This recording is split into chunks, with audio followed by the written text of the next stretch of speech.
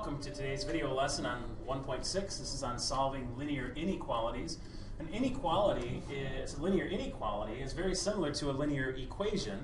An inequality, though, is something that is not equal to. All right, so less than, greater than, not equal to, less than or equal to, or greater than or equal to. So those are all of the various symbols that you can use for not equal to. And so a linear inequality is very much like a linear equation, but it doesn't have an equal sign.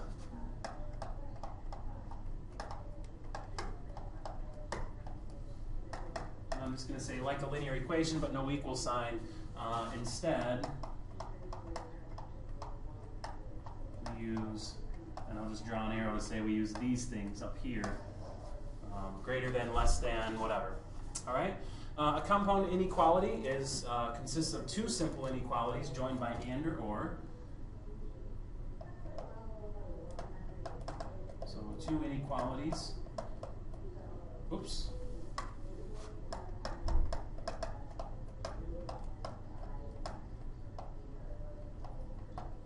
And or.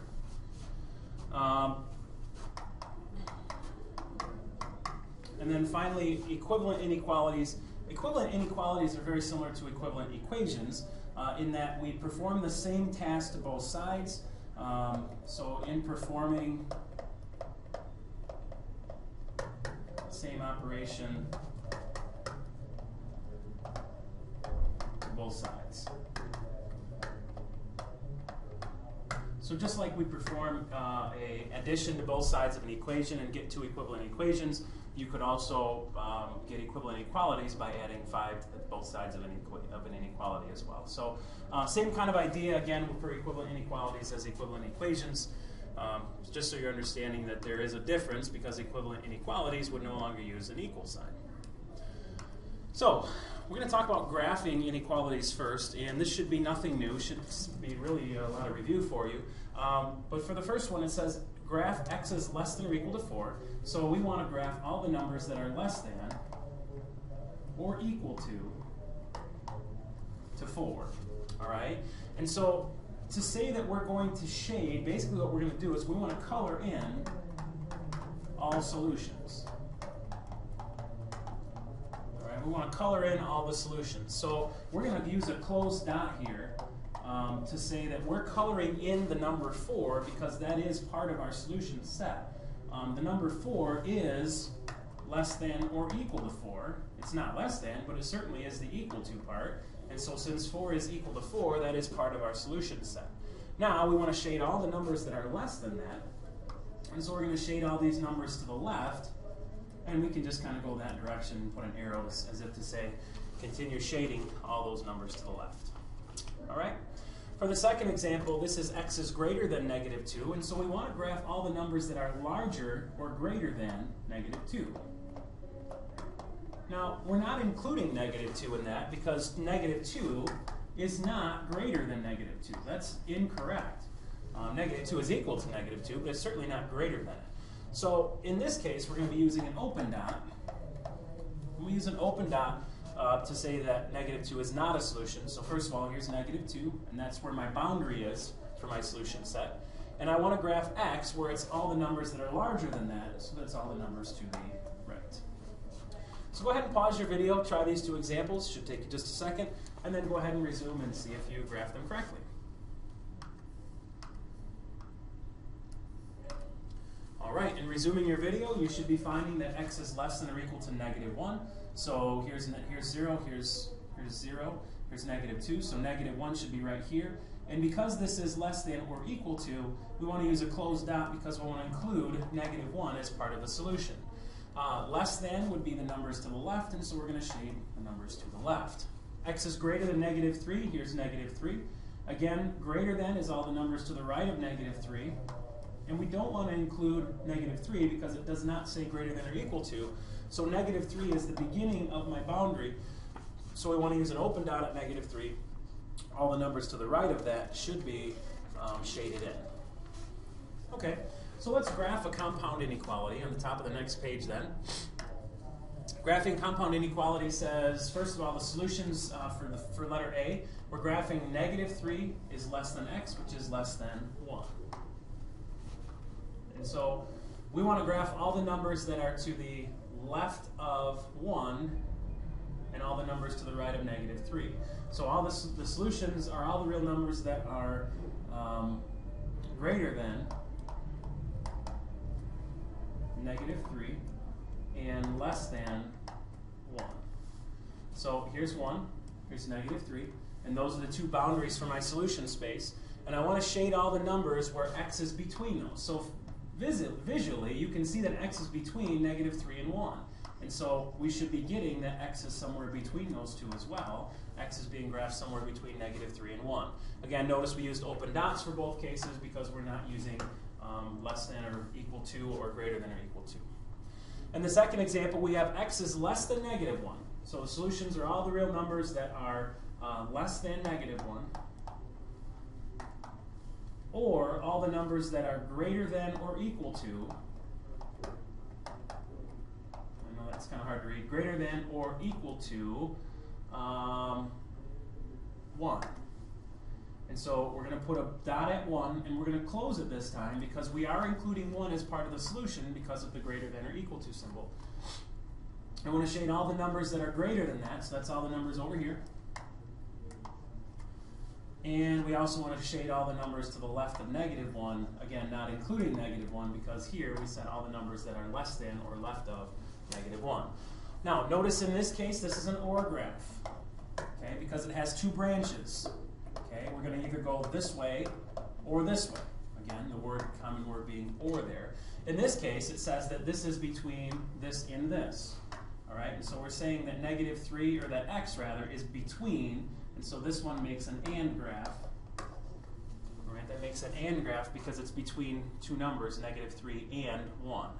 And so an AND graph is going to be a graph that is confined to a space between two numbers, so between this number and this number. An OR graph is going to go this way or this way. This will come into play next section as we start talking about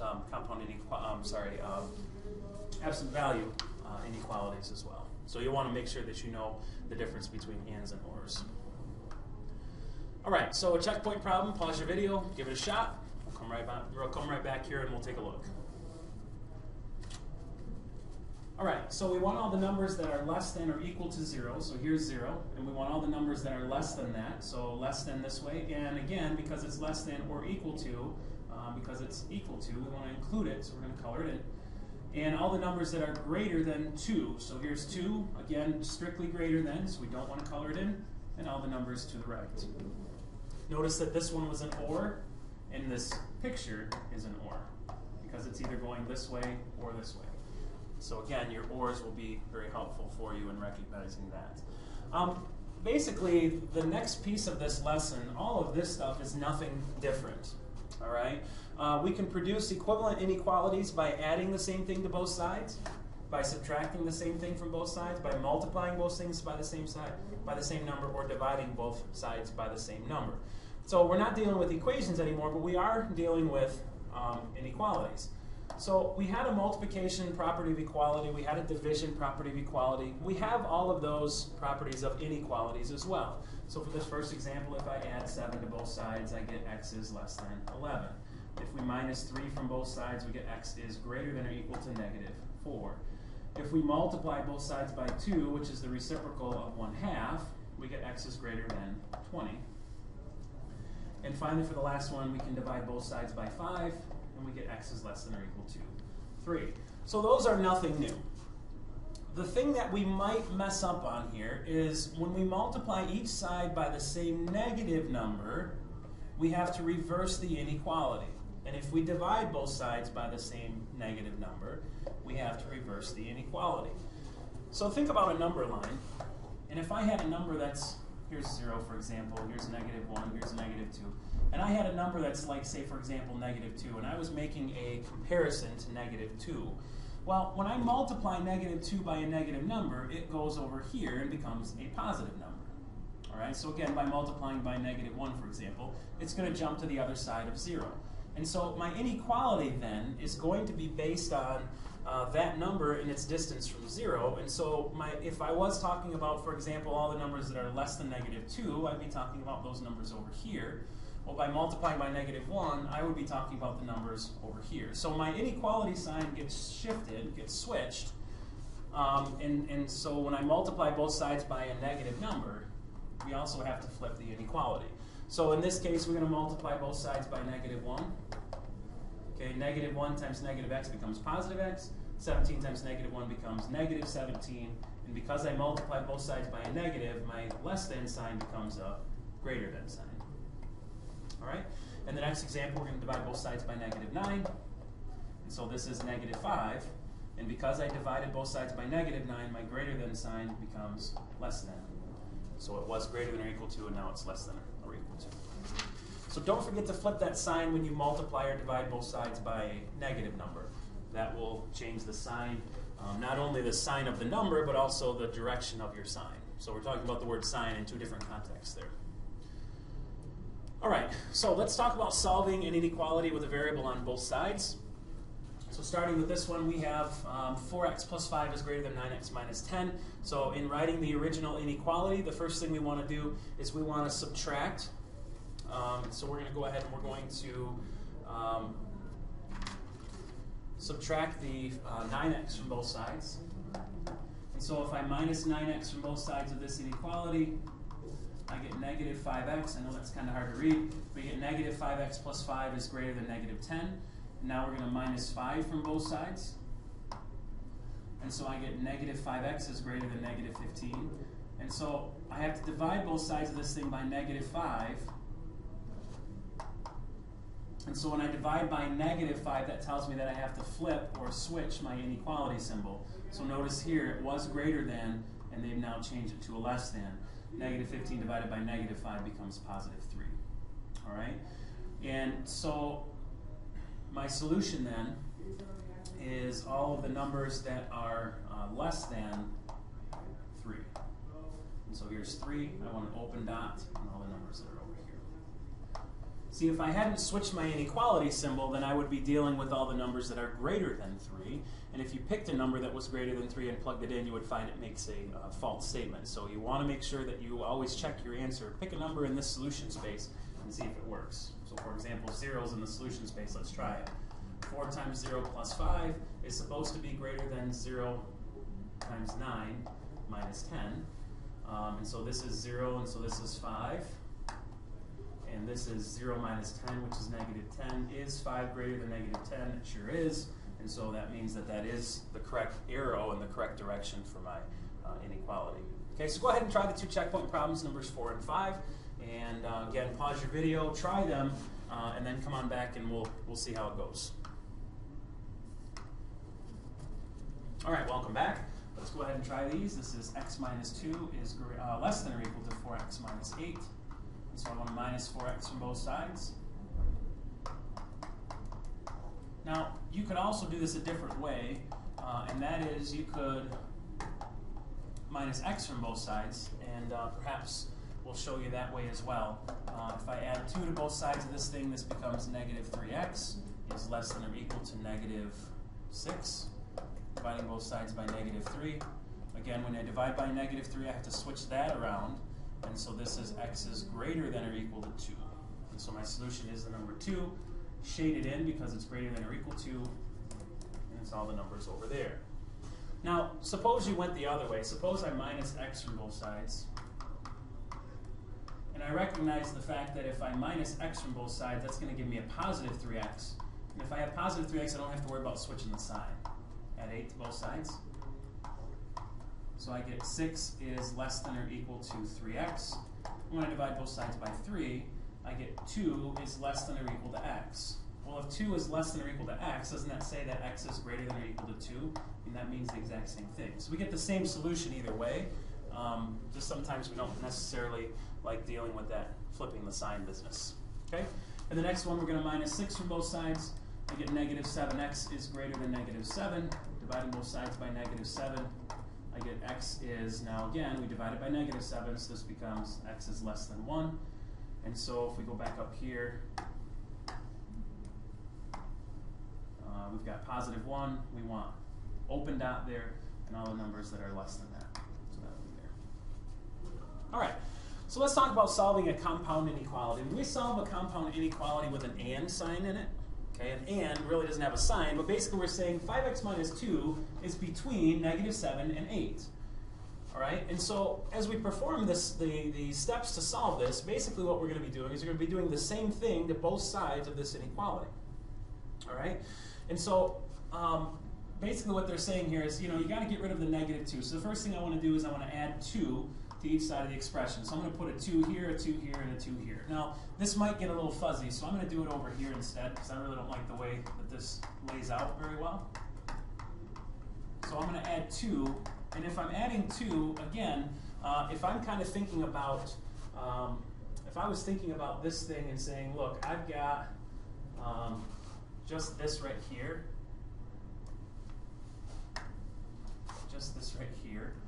if I was just solving that inequality, I would add 2 to both sides of that. And if I was just solving this inequality here, I would also, my first step would be to add 2 to both sides of that. So the first step doesn't change whether or not you're doing one or the other. And so we're going to just kind of do it all in one step. All right? And so this becomes -5 is less than 5x, which is less than 10. And now I'm going to divide all 3 parts, middle part included, by 5, and that gets rid of the 5. This is -1 is less than x, which is less than 2. And so this is now -1 and 2. Again, I don't like the way that middle space laid out there. Okay, and so the solutions are all the numbers that are greater than -1 and all the numbers that are less than or equal to 2. So here's 2, less than or equal to, so color it in. All the numbers greater than -1, so we want an open dot there, and again, it's between these 2 numbers. Again, my original says that that is between -7 and 8, and so the solutions are between -1 and 2. Any of the numbers in that area will give me a correct solution. Again, pick a number outside of that area and plug it in, you'll get an incorrect statement. Pick a number in that area and it will be just fine. Okay? Now, ORs are a little bit different. When you try to solve an OR problem, an OR has to be treated as 2 separate inequalities. So basically we just solve them each. So the first one, we're going to go ahead and we're going to solve the first inequality, which is this guy right here. And we're going to solve the second inequality, which is that guy over there. Okay? So it's the solution of either of the parts. So here we're going to add 7 to both sides, and adding 7, this is 12. Dividing both sides by 4, you get x is less than or equal to 3. Over here we're going to -2 from both sides, and so this is 21. And then we're going to divide both sides by 3, and so this is 7. And so my 2 solutions are x is less than or equal to 3. So all the numbers that are less than or equal to 3, or all the numbers that are greater than or equal to 7. And so here's 7, we want greater than or equal to, all the numbers including 7 that are that way, and all the numbers that are 3 or smaller. So basically saying anything between 3 and 7 exclusively would not be solutions to that inequality. All right, anything that goes to the left of 3 or to the right of 7 would work. All right, so we'll try these last 2 checkpoint problems. Again, pause your video, try them, and then we'll come on back and we'll show you the solutions for them. So for number 6, you then have -3 is less than 4x plus 5, which is less than 21. So this is an and problem. And again, we're going to see that our solution space is going to be between these 2 numbers, this and this. So we're going to -5, -5, -5 from all 3 parts. This is -8, which is less than 4x, which is less than 16. And once I get to that part then, I'm going to go ahead and divide all 3 parts by 4. And so this becomes -2 is less than x, which is less than 4. So my solution space is going to be -2 and 4, and both of these are exclusive because they're not less than or equal to or greater than or equal to. And again, my solution for an and problem is between this and this. Okay, this is another and problem, so my graph is going to look something like that. So let's go ahead and see if we can solve number 7. For number 7, you have -9 is less than 2x minus 3, which is less than or equal to 1. Add 3 to all 3 parts. So this is -6 is less than 2x, which is less than or equal to 4. From there, we're going to divide all three parts by 2. And so I get negative 3 is less than x, which is less than or equal to 4. No, I'm sorry, 2. And so my solution should be negative 3, open dot, because it's not including it. This one will be a closed dot at 2, and so I want to shade between those two numbers. So it's between negative 3 and positive 2. Okay, finally for number 8, this is an OR problem, so you're going to have 2 branches, so it's going to either go this way or this way, kind of thing. And let's see if we can work this one out down below. You have 2x minus 6 is less than negative 2. Let's do this one first. Add 6 to both sides. 2x is less than 4. And divided by 2, you get x is less than 2. So here's 2, strictly less than. We want all the numbers to the left of that. Over here, we get 5x plus 1 is greater than or equal to 26. Minus 1 from both sides, 5x is greater than or equal to 25. And when I divide both sides by 5, I get x is greater than or equal to 5. So again, greater than or equal to requires we color it in and shade all the numbers.